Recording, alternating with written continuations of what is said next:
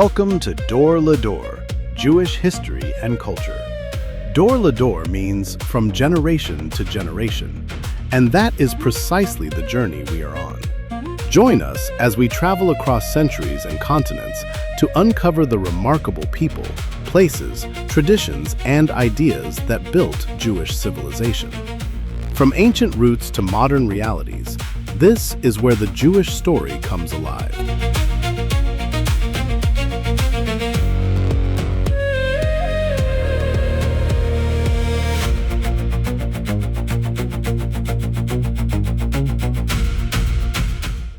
Imagine a teenager in the early 1960s living in a place where the air itself just feels heavy with surveillance. Oh, that is a really bleak picture to start with. Right, but it is true. He is growing up under this dull, incredibly oppressive communist regime in Eastern Europe. Yeah. And we are talking about a society where, information is basically treated like a dangerous, volatile chemical. Absolutely. Like something that needs to be completely contained. Exactly. The state dictates what you can see on a screen, what you can say to your neighbor, and most importantly, what you are actually allowed to read. Right.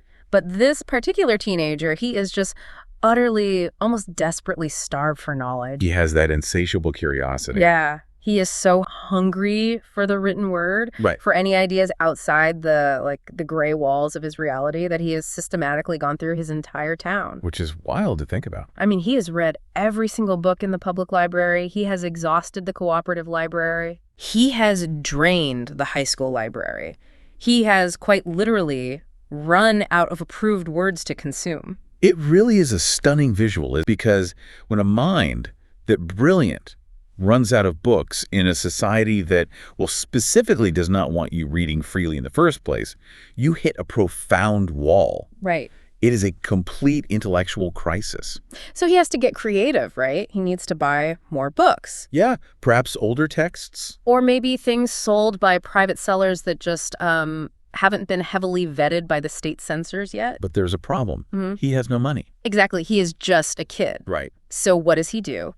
He spends his weekends running a very specific, kind of amazing side hustle. Okay, what does he do? He goes to local weddings and he sings. He sings. That is incredible. Yeah, he stands up in front of his community and just sings his heart out week after week just to earn enough pocket change to buy a few more texts. Just to feed this completely insatiable mind of his. Well, and that singing teenager hustling for book money in the long shadow of the Iron Curtain, the first name is pronounced Moshe, and the last name is Idel. Moshe Idel. And this young man, who literally had to sing at weddings just to buy a book, would eventually grow up to completely dismantle, upend, and revolutionize the entire global academic study of Kabbalah. Which is the tradition of Jewish mysticism. Exactly. Which brings us to the mission for this deep dive today. We are tracing Moshe Idel's incredible, highly unlikely journey. From a very restrictive place to a very prestigious one. Right. We are going to start in a heavily censored Romanian town, and we are going to follow him all the way to the highest, most elite, and honestly, often stubborn echelons of academia in Jerusalem. Yes.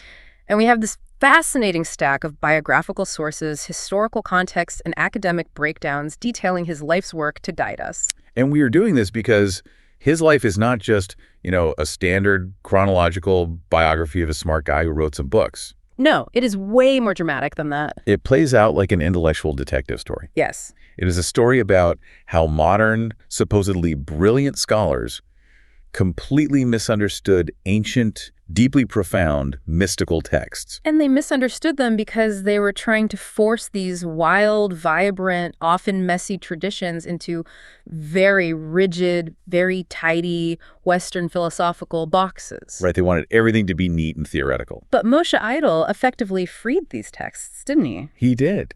He proved to the world that mysticism isn't just about what people thought about God in the quiet of their own minds. All right. It is fundamentally about what they physically did with their bodies, their breath and their voices. And I want to ask you, the listener, have you ever read a book or maybe watched a film adaptation of a story you absolutely love and felt like the critical academic analysis of it completely missed the actual soul of the story? Because for a long time, the academic establishment was obsessively staring at the sheet music of Jewish mysticism, but they were completely ignoring the actual sound of the orchestra. That is a phenomenal way to frame the problem. And to understand how he eventually taught the world to hear the music again, we really have to look at the environment that shaped his hearing in the first place. We have to go back to the beginning. Let's do it. Let's do it. Okay, so it is January 19th, 1947. Right. Moshe Idel is born in a small town in northeastern Romania called Târgu. It is located in the region of Moldavia, kind of nestled up near the Carpathian Mountains. Okay, I can picture that.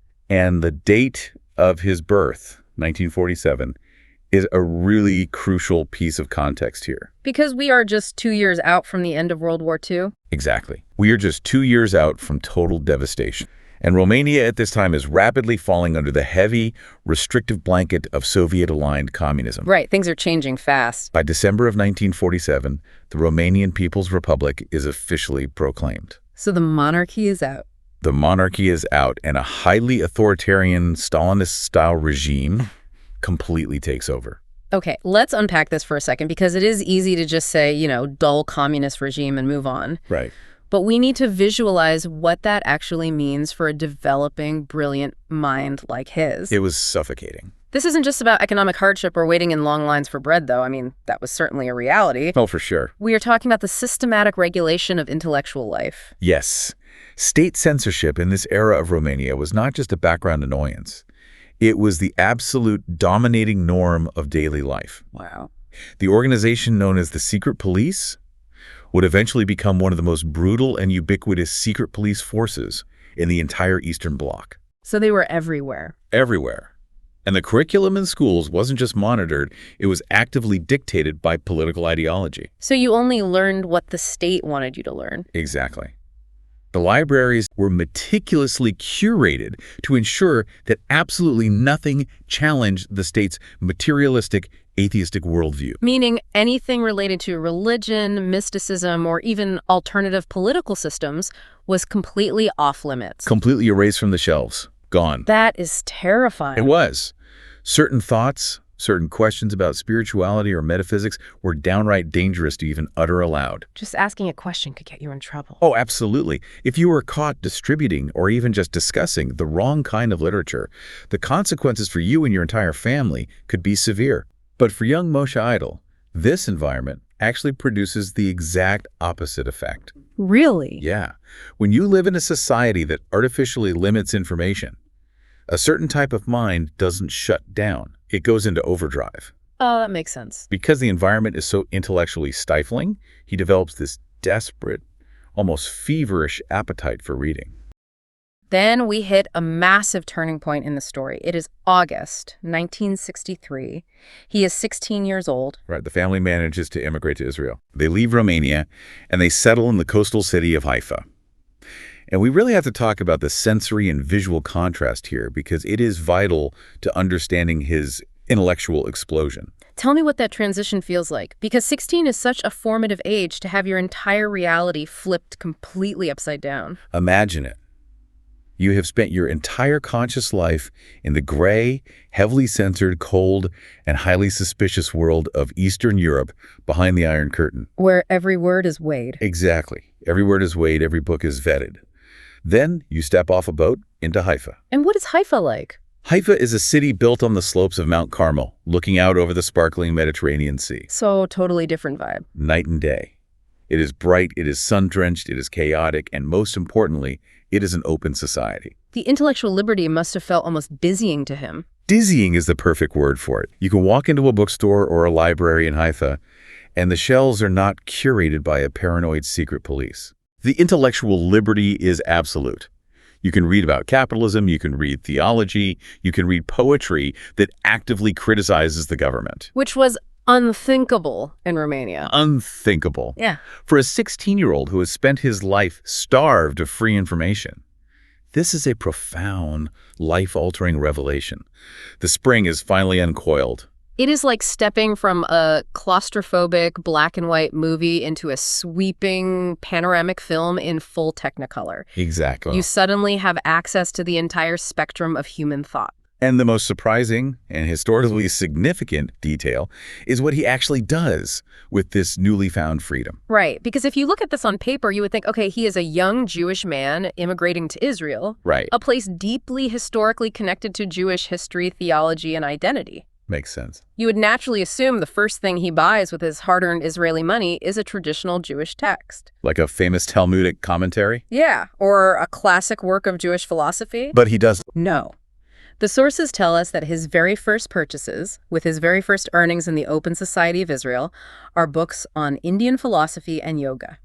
And this seemingly random choice by a teenager is the exact seed that would eventually dismantle the entire academic establishment's view of Kabbalah. Okay, wait, I have to push back here because that sounds like a massive leap.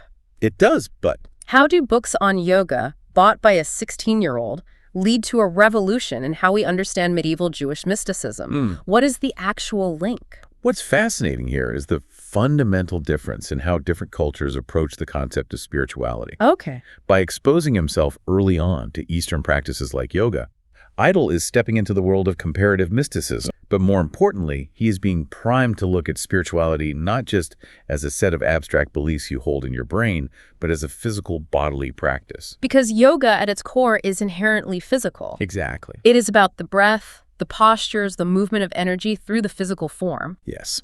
Now contrast that with Western philosophy, which absolutely dominated the academic study of religion at the time. Okay. In the West, particularly after philosophers like René Descartes, there is a massive emphasis on the mind-body split. Right. I think, therefore I am. Exactly. The mind, the intellect, the realm of pure ideas, that is considered the highest, most noble part of a human being. And the body. The body is often seen as secondary, messy, or even a distraction from pure spiritual or philosophical contemplation. I see where this is going. The Western academics were looking at religion as a purely intellectual exercise. Yeah. They were asking, what do these people believe? What are their doctrines? Precisely. They had a heavy bias toward theology.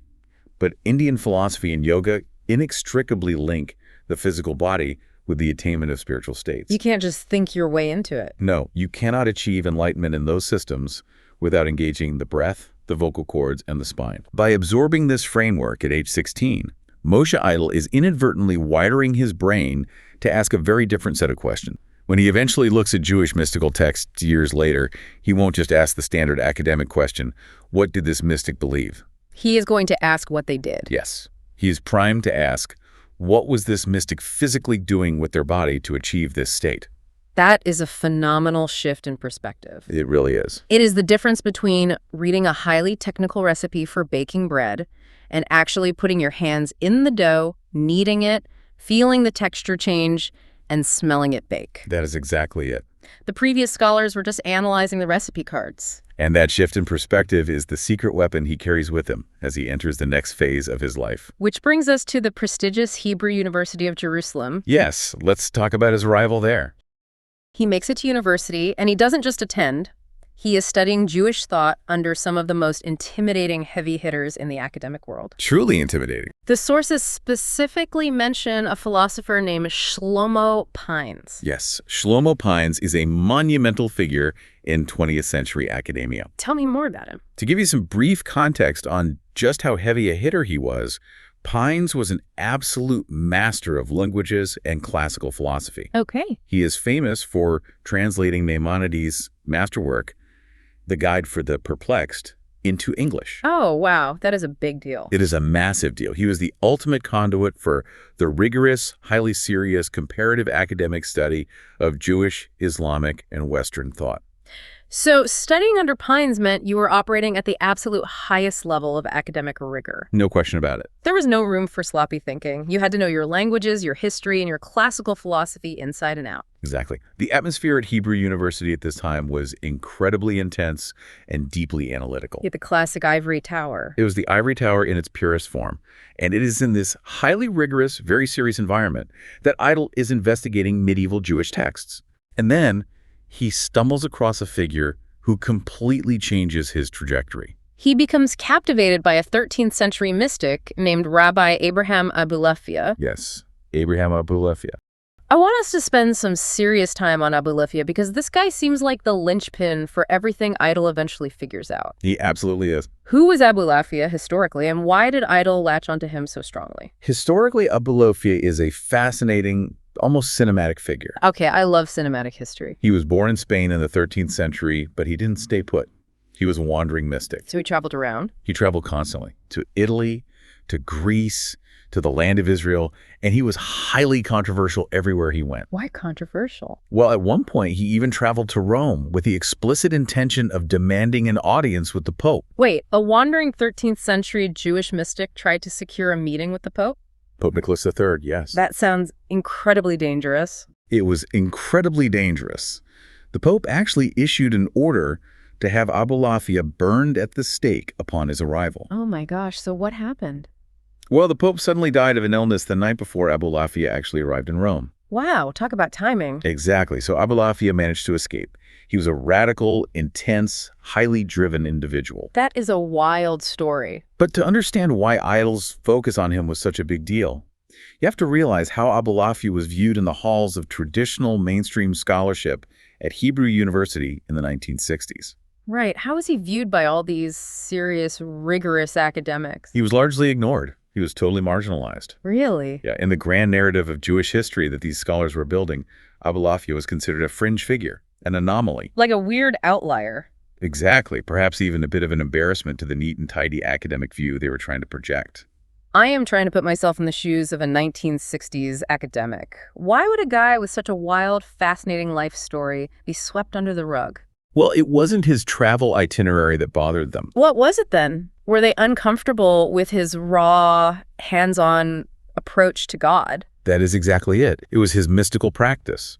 Abulafia was not interested in abstract philosophical theories, but the nature of the divine. So he wasn't writing polite essays? Not at all. He wasn't sitting at a desk writing about ethics. He was the primary developer of what we call ecstatic Kabbalah. Ecstatic Kabbalah. Yes. His entire goal was to achieve a direct, unmediated, overwhelming, and sensory experience of the divine presence. And he had a method for this? Yes, he developed very specific, very physical techniques for getting there. Our sources mention letter permutations, ecstatic states, and specific vocal techniques. Right. Can we break down the mechanics of this? What does this actually look like in practice? If I am a student of Abulafia in the 13th century, what am I physically doing? Okay, let's walk through the mechanics because they are incredibly specific. Imagine you are in a sensory deprivation environment. Like a dark room. Yes. Abulafia often recommended a darkened room, isolating yourself so your physical senses aren't distracted by the outside world. Okay, I am in a dark room. You might wear special, clean white garments to symbolize purity. Then you begin a highly complex system of meditation based on the Hebrew alphabet. So you were just staring at letters. Far more than staring. The practitioner would take the letters of the Hebrew alphabet, specifically the letters that make up the various names of God, and combine them in complex permutations. Like anagrams. Sort of, but they wouldn't just do this on paper. They had to vocalize them. Oh, out loud. Yes, they would chant these very specific, intricate letter combinations out loud. And as they chanted, they had to pair each syllable with very specific breathing patterns and highly deliberate head movements. Wait, head movements? Like what, bowing? More like directing the sound and the breath, moving the head to the left, to the right, up, down, depending on the specific vowel sound associated with the letter. Wow, that is a lot going on. It is an intensely physical, full-body engagement with language. Okay, my mind immediately goes back to the yoga books from Haifa. Yes. This sounds exactly like a complex yogic breathing exercise or a highly active mantra meditation. The parallels are undeniable. It is so physical. By combining the vocalized sounds, controlling the breath, moving the head, and focusing the mind so intensely on the physical vibration of the letters, the practitioner is intentionally overwhelming their normal cognitive functions. So they are trying to short-circuit their brain. It is cognitive overload combined with sensory deprivation. They're essentially trying to hack their own nervous system. Exactly. The goal was to bypass the rational thinking, analyzing intellect entirely. Because the intellect gets in the way. Right. If you overload the brain with these complex permutations, the everyday ego drops away, and you experience a rush of divine illumination. An altered, ecstatic state of consciousness. Yes, an ecstatic trance. This is wild. So let me make sure I'm following the academic trauma here. Were the traditional scholars in the early 20th century just deeply uncomfortable with this? Is that why they ignored him? You have hit the exact friction point. I knew it. The academic establishment that built the modern study of Judaism in the 19th and early 20th centuries, mostly operating in Germany and later in Jerusalem, was deeply invested in presenting Jewish history and thought as highly rational. They wanted it to be respectable. Highly respectable, and closely aligned with the grand traditions of European philosophy. They liked neat, theoretical frameworks. Right. They desperately wanted Jewish thinkers to look and sound like Immanuel Kant or Aristotle or Thomas Aquinas. And Abulafia looks less like Immanuel Kant and a lot more like a mystic shaman or a Sufi whirling dervish or, well, a yogi. Precisely. Abulafia was too wild. He was far too experiential. He was embarrassing to them. His focus on breathing, chanting, and inducing trances simply did not fit the respectable rationalist narrative the establishment was trying to build. Because they wanted to prove that Judaism was a religion of pure rational reason. Exactly. So they just sort of ignored him. They treated his writings as a strange footnote, a weird dead end in the history of ideas. But then along comes Moshe Idel. Enter Moshe Idel. A guy who, at age 16, wasn't reading Immanuel Kant. He was reading about Indian philosophy and the physical mechanics of spiritual enlightenment. And that is why Idel is the perfect person to rediscover Abulafia. It makes so much sense now. When Idel looks at Abulafia's texts, he doesn't see an embarrassment. He doesn't see a footnote. What does he see? He recognizes exactly what is going on. He sees a highly sophisticated system of mystical practice, one that is completely analogous to the physical spiritual traditions of the East. And this realization leads directly to a massive, career-defining academic decision. Yes, it does. Idel decides to write his PhD dissertation specifically on Abraham Abulafia's Ecstatic Kabbalah. Which is a bold, almost rebellious move. Especially in that environment. By choosing to elevate Abulafia, Idel single-handedly opens a portal into a completely forgotten, highly experiential stream of Jewish mysticism. He drags the physical, breathing, chanting, sweating body back into the center of the pristine academic conversation. He really does. But you can't just upend the academic consensus without running into the people who built that consensus. This sets the stage for a major intellectual showdown. And that takes us to Section 3, the changing of the guard and challenging the absolute giant of the field. Following his doctorate, Idel's star in the academic world rises incredibly quickly. Because his work is just that good. Yes, people realize the sheer depth and originality of his research. And he eventually succeeds to the chair of Jewish thought at Hebrew University. Which is a huge accomplishment on its own. Getting a named chair at Hebrew University is the pinnacle of that academic world. But it's a monumental moment specifically because of whose chair it used to be. Exactly. This exact academic chair was previously held by a man named Gershom Scholem. We absolutely must contextualize Gershom Scholem for the listener. Who is he, and why is Idel taking his seat such a massive moment in the history of ideas? Gershom Scholem is, without exaggeration, the undisputed founder of the modern academic study of Kabbalah. The founder. Before Scholem came along in the 1920s and 30s, Kabbalah was not considered a serious subject for university study. What did people think of it? It was dismissed as superstition, obscure folklore, or just irrational nonsense. Okay, so Scholem legitimized it. Scholem, through sheer force of intellect and decades of meticulous historical research, single-handedly rescued the subject. He systematized it. He put it on the map. He put it on the academic map. He made it respectable. He's a titan of 20th century scholarship. So Idel is literally stepping into the shoes of a titan. Yes. But he isn't just a loyal disciple following in his master's footsteps. He is actively challenging the giant's core theories. He is. What exactly was Scholem's old paradigm? How did Scholem view Kabbalah, and why did Idel think it was wrong? Scholem viewed Kabbalah primarily as a mystical theology. Mystical theology. Because Scholem was trained in the German philosophical tradition, his immense body of work focused heavily on mapping out the theoretical structures of the divine world that the mystics wrote about. Okay, focusing on the theory. Specifically, Scholem focused on a central Kabbalistic concept called the Sephiro. Let's pause and explain the Sephiro, because it is a term that gets thrown around a lot in pop culture and mysticism, but it can be really confusing. What are they? The Sephiro are essentially 10 divine emanations. Emanations, okay. How does that work? To understand this, you have to start with the Kabbalistic view of God. Imagine God and God's ultimate infinite essence as completely unknowable, unreachable, and beyond human comprehension. Like totally beyond our grasp. Yes. This infinite state is called Ein Sof, meaning without end. Okay, Ein Sof. The philosophical problem is, how does an infinite, unreachable, unknowable God interact with our finite, physical, messy universe. Right. How does the infinite touch the finite without just destroying it? Exactly. According to Kabbalah, God does this by emanating energy through a structure of 10 channels or attributes. And these are the Sephirah. These are the Sephirah. You can picture them almost like a cosmic circulatory system or a tree of life. So what kind of attributes are we talking about? Give me some examples. Attributes like wisdom, understanding, loving kindness, justice, beauty, foundation, and kingdom. So they are like different flavors of divine energy. Yes, they are the structural framework of the divine realm. Divine energy flows down through these 10 channels to sustain the universe. Got it. And Gershom Scholem dedicated his life to studying how different medieval mystics theorized, debated, and wrote about the nature of these Sephirah. He was mapping the architecture of heaven. Based on the text these mystics left behind, yes. It sounds highly intellectual, very abstract. It was at its core a history of ideas.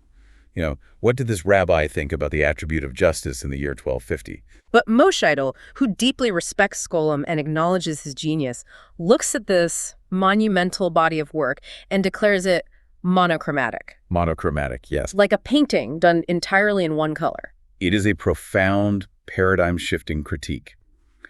Idel is essentially saying, Scholem, you've done incredible foundational work, but you've only given us one dimension. But that is far too restrictive. Because Idel's new paradigm argues that Kabbalah isn't just about mapping the architecture of heaven in your mind. Right. Idel argues that Kabbalah is fundamentally performative and experiential. It is about the action. It isn't just about theology, it is about the action. It is about what people actually did in the dark of night.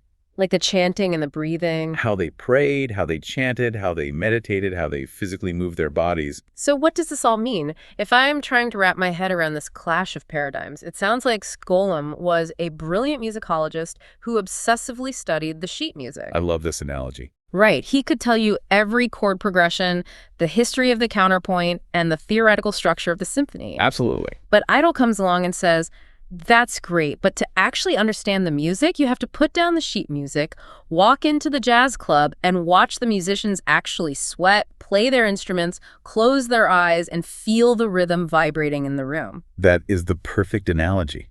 Scholem was analyzing the theory. Idel insisted we must analyze the performance. Because the performance is the point. Idel was pointing out that these ancient mystics didn't just sit around in armchairs debating the theoretical structure of the Sephirah over tea. No, they were doing things. They were engaged in highly intense, demanding rituals meant to actively affect the divine realm. Wait, affect the divine realm? You mean actually change things in heaven? Yes. And this introduces a massive concept known as theurgy. Theurgy, what is the mechanics of that?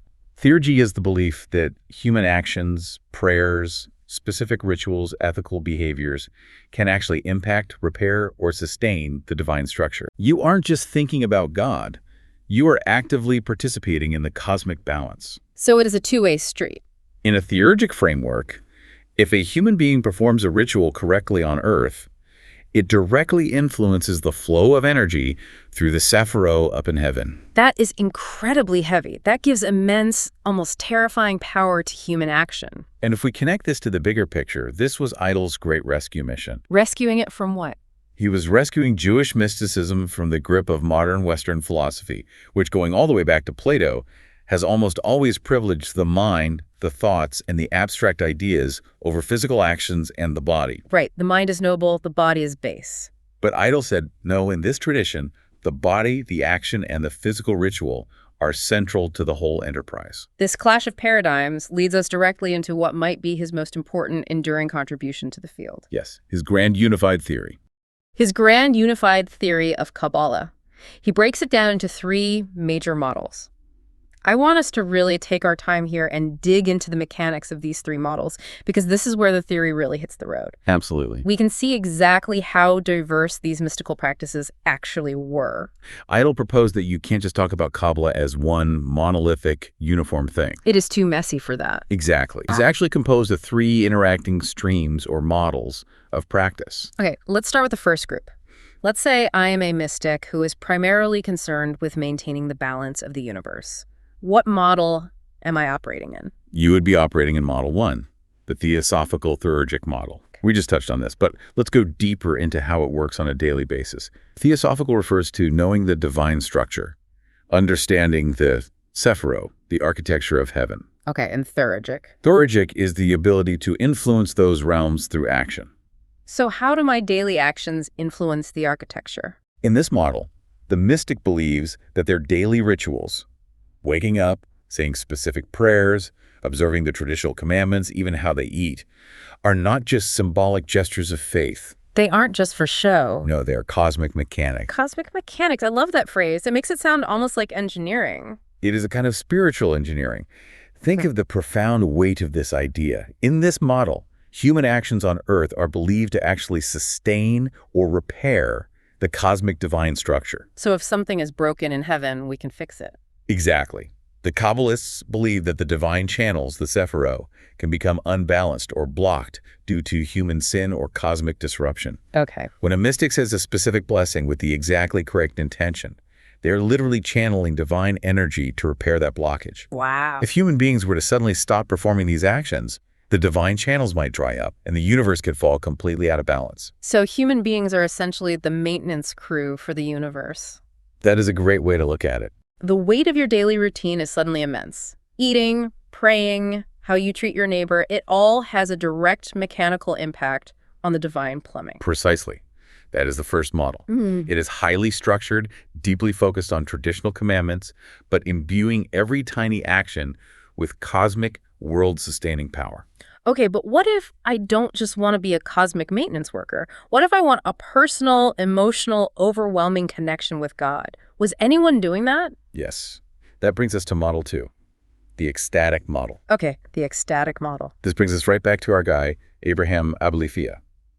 While the first model is about maintaining the external cosmic structure, the ecstatic model is entirely about personal internal transcendence. So it is much more internal. It seeks a direct, unitive experience with God.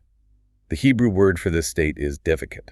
Devekut. What does that literally translate to? It translates roughly to clinging or cleaving to the divine. Cleaving to the divine. It is the intense desire to erase the boundaries of the individual self, to completely shatter the ego, and to merge your soul with God. And as we discussed with Abulafia, you don't achieve this clinging just by following standard daily rituals or thinking good thoughts. No, you get there through intense disruptive practice. Right, the cognitive overload. You get there through the intense physical vocalizations, the rapid head movements, and the complex letter combinations. Pushing your body to the limit. You intentionally overload the rational mind with chanting patterns until the ego just drops away, and you experience that unmediated ecstatic rush of Devekut. It's a completely different goal than the first model. Model 1 is about fixing the universe. Model 2 is about escaping your own mind to touch the divine. Exactly. And then we get to model 3, which is where things get truly wild. Oh boy. And it is where traditional academics were the most uncomfortable. Is there a group that just wanted earthly power? Yes. Model 3 is the magical practical model. Magical practical. That sounds like something out of a fantasy novel. What does magic actually mean in the context of Jewish mysticism? Well, if the ecstatic model is about the human soul flying up to merge with God, the magical practical model is about drawing divine power down. Pulling it down to earth. It is about pulling that raw divine energy down into the rough, messy material world to achieve highly tangible, practical results. Tangible results like what? Are we talking about healing the sick? Oh. Changing the weather? Yes, all of that. We are talking about the creation of amulets, reciting incantations, or using specific permutations of divine names meant to protect a pregnant woman from harm, to ensure financial success, or even to drive away demonic forces. Okay, that is very practical. But the most famous, and certainly the most extreme example of this magical practical model is the tradition of the golem. The golem. Okay, I have to stop you here. Are you telling me that serious academics in the 20th century were writing peer-reviewed papers about literal mud monsters? He absolutely was. How did Idel not get laughed out of the university for bringing this up? He didn't get laughed out because he proved that the texts describing it were deadly serious, historically prevalent, and philosophically complex. Okay, let's explain what the golem is because it is deeply misunderstood. Please do, because my only reference is pop culture and old horror movies. Right. In Jewish folklore and mystical tradition, a golem is an artificial being. Okay. It is a creature usually formed out of mud, clay, or dust. But this creature is animated, It is brought to life not through science, not through electricity like Frankenstein, but through mystical linguistic manipulation. Yeah. Linguistic manipulation, meaning you create life using words. Precisely. This goes back to a foundational concept in Jewish mysticism. Remember how Abulafia used the letters of the Hebrew alphabet to induce an ecstatic state? Yes, the chanting. In the magical practical model, those same Hebrew letters are seen as the literal, raw building blocks of the universe. Oh, wow. The theological idea is that God created the world using the Hebrew language. Genesis says, and God said, "Let there be light," and there was light. So the spoken word made it happen. Yes, the letters are not just symbols.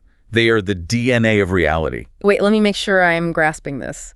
Words aren't just descriptive in this framework. They are literal tools of creation. It's like coding language for the universe. That is an absolutely brilliant analogy. Yes. In this framework, Hebrew is the source code of reality. The source code. If a mystic reaches a high enough level of spiritual purity and understanding, they can theoretically access the source code. And do what with it? They can mold a figure out of clay, recite the correct, highly complex permutations of the divine names, essentially typing the right code into the fabric of the universe, and the clay will animate. You'll wake up. It will become a golem. That blows my mind. The philosophical implications of that are staggering. And Idel's genius was not just identifying these three models, theosophical, ecstatic, and magical, but showing how they aren't isolated in little boxes. They interact. They bleed into one another constantly. A mystic might use magical linguistic techniques to prepare themselves for an ecstatic experience of Devekut. Or they might use their knowledge of the theosophical structure of the Sephiro to empower a practical amulet to heal a sick child. It is a messy, living ecosystem of practices. This brings up a really important question about how Idel actually figured all of this out. Right. Because for decades, the greatest scholars in the world, people like Gershom Scholem, were just looking at the theology. They missed the forest for the trees. He totally did. How did Idel see the ecstasy and the magic that everyone else missed? This is where we have to talk about his academic approach, which scholars call his methodological eclecticism. Which is a very fancy $10 academic term. Let's translate that for the rest of It us. simply means he didn't artificially limit his toolbox. Okay, how so? Previous scholars essentially just used the tools of history and philology. They read a medieval text and basically asked two questions. What is the historical context in which this was written, and what rational philosophical argument is the author trying to make? And what did Idel do differently? How did he read the exact same text and get a completely different answer? He brought in entirely new disciplines that traditional historians look down upon. Yeah. He brought in anthropology to understand how rituals actually function in human communities. He brought in phenomenology. Phenomenology being the study of how things are actually experienced subjectively, right? Exactly. Instead of asking, is this true? The phenomenology asks, what did it feel like for the person experiencing it? Which changes the whole perspective. Completely. He also brought in psychology to understand altered states of consciousness and cognitive overload. And crucially, he brought in comparative religion. This is where the 16-year-old kid in Haifa comes back into the story. Remember those yoga books? It all comes full circle. It absolutely does. Yeah. Because Idel was open to comparative religion, because he already understood from a young age that a yogi in India uses breath control and physical posture to achieve a spiritual state, he was uniquely equipped to recognize when a 13th century Jewish mystic in Spain was describing the exact same physical mechanics. He had the right lens. He didn't force the texts to sound like polite German philosophy. He let the texts speak for themselves, even when what they were saying was weird, magical, and deeply physical. Wow. He read them like anthropological field notes of human experience rather than just dry theological essays. This methodology doesn't just change how we look at the past, it changes the future of the entire academic field. It really does. Which brings us to Section 5, the building of his legacy. Once he develops these three models and this new methodology, he starts publishing. And the impact on the academic world is like an earthquake. It is a massive seismic shift in the field of Jewish studies. Let's walk through the major publication milestones, because they show the sheer breadth of his work and how he systematically dismantled the old paradigm. It starts in 1988 with a book called Kabbalah, New Perspectives. Yes, this is the book that drops the hammer. This is his foundational comprehensive critique of Gershom Scholem's old paradigm. So this is where he lays it all out. This is where he lays out the phenomenological framework, arguing forcefully for the performative and experiential view of Kabbalah. How was it received? It fundamentally extended the boundaries of what scholars were allowed to study. It was highly controversial at first, but it quickly proved impossible to ignore. And then only 2 years later, in 1990, he publishes Golem, Jewish Magical and Mystical Traditions. Right. Having established the theoretical framework that action matters, he immediately dives deep into the most controversial physical aspect. The magical practical model. Exactly. He fleshes out exactly what we were just discussing, how mystics literally sought to create artificial life through linguistic manipulation. Proving it wasn't just a bedtime story. He proves that this wasn't just a silly folktale for children. It was a serious, deeply held mystical tradition with incredibly complex textual and philosophical roots. It is amazing how he tackles these huge, disparate concepts back to back. Then in 1995, he publishes Hasidism, Between Ecstasy and Magic. Yes. I want to spend a moment on this one because Hasidism is a community and a tradition that people might actually be familiar with today. You see Hasidic communities in New York, in Jerusalem, all over the world. Yes, Hasidism is a popular mystical revival movement that began in Eastern Europe, actually not far from where Idel was born in the 18th century. Founded by the Baal Shem Tov, right? Founded by a figure known as the Baal Shem Tov, yes. And it is still very much alive and vibrant today. So how does Idel's work connect a 13th century guy like Abulafia, doing breathing exercises in isolation, to an 18th century mass movement like Hasidism? Traditional scholarship often treated early Hasidism as a spontaneous, somewhat unprecedented explosion of popular religious emotion. Like it just came out of nowhere. They thought it just sprang up in the 1700s. But Idel proved that they didn't just invent their practices in a vacuum. He meticulously traced the lineage of practices. He connected the dots. He showed how the early Hasidic masters inherited and transformed the very medieval ecstatic and magical techniques he had been championing. The chanting, the swaying. The intense chanting, the physical swaying during prayer, the focus on reaching a joyous state of Devekut, the belief in the supernatural magical power of the spiritual leader. Wow. Idel showed that all these practices had deep historical roots going back centuries to the ecstatic and magical models. He connects the dots across half a millennium. He proves the tradition actually survived. It did survive. And the last major work mentioned in our sources is from 2002, Absorbing Perfections, Kabbalah and Interpretation. Yes, this is a deep dive into Kabbalistic hermeneutics. Hermeneutics being the theory of interpretation, how people actually read and derive meaning from texts. Exactly. This book explores how mystics read sacred texts in infinitely complex, layered ways. They didn't just read a biblical text for its literal historical meaning. They read the spaces between the letters. They calculated the numerical value of the words to find hidden connections. Like numerology. Yes. They even look at the physical shapes of the ink on the parchment. For a mystic, a sacred text is not a static document. It is a living, breathing organism, practically vibrating with hidden, infinite meanings waiting to be unlocked by the right reader. The sheer volume of this work and the paradigm-shifting nature of it naturally brings a mountain of accolades. When you change a field this profoundly, the academic world eventually has to recognize it. Oh, they definitely did. The recognition he received proves the absolute impact of his theories. He wasn't just a rebel on the fringes anymore. He became the new gold standard. Just to list the sheer weight of his positions, he becomes the Max Cooper Professor of Jewish Thought at Hebrew University. Yep. He becomes a senior researcher at the Shalom Hartman Institute. He is invited as a visiting professor to the most elite institutions on the planet: Yale, Harvard, Princeton, and the Collège de France. Think about that. The very institutions that once championed the purely rational, philosophical view of Judaism are now asking him to come and teach them this new experiential way of seeing. And the prizes.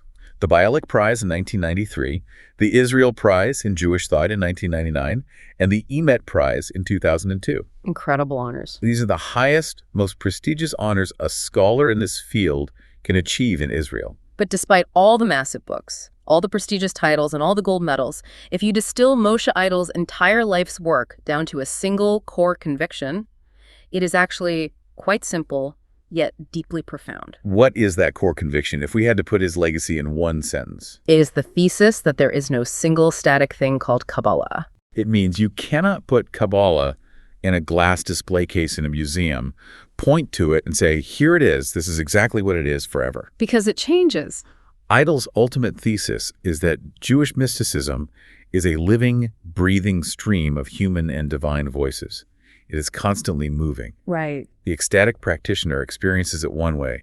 The theurgist repairing the universe experiences it another way. The magical practitioner making an amulet experiences it another. Everyone has a different piece of it. And every single generation adds its own voice, its own breath, its own physical practices to the stream.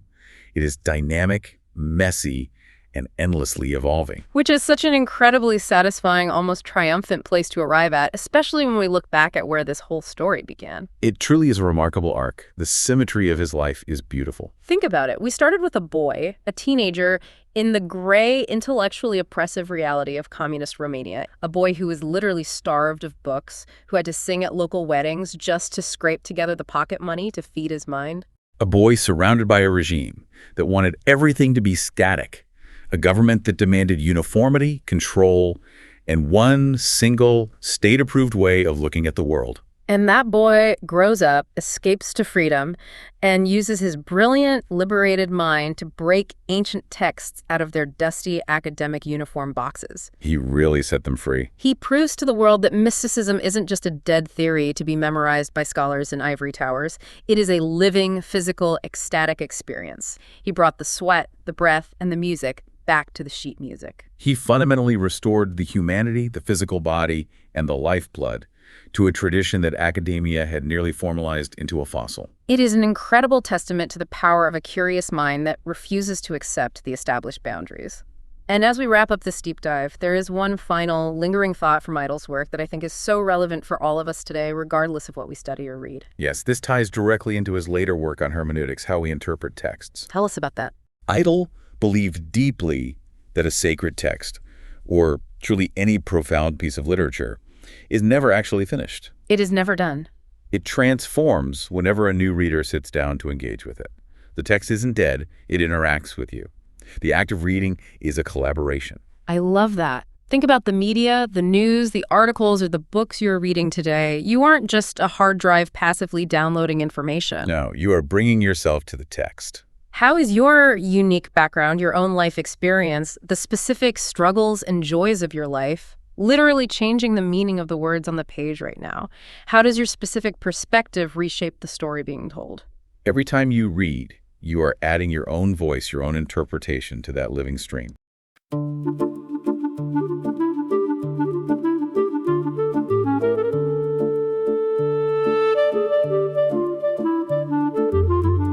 Thank you for listening to Dor Lador, the Jewish History and Culture podcast. From generation to generation, the Jewish story has been carried through memory, faith, struggle, and renewal. Each generation inherits that story and adds another chapter. Until next time, keep exploring the past, questioning the present, and carry the story forward. Lador Vador, from generation to generation.